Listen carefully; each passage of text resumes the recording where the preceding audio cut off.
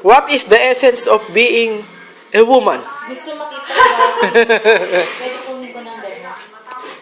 Si Marilyn. Ano yun? Bakit tayo? Para makuha niyo ano. Okay, question number 2. What is your name, age, height, and weight? One by one. Question number 3. Number 3, pass? Ay, sarado na kayo. Meron pa naman akong pag-a-applyin ko kayo at magbubukas ako ng agency. Kailangan ko ng isang secretary. Nag-e-echo. Video yan? Hindi. Videoan din kita.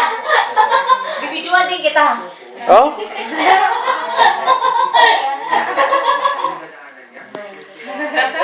Huwag na pag-indak ka. What you see is...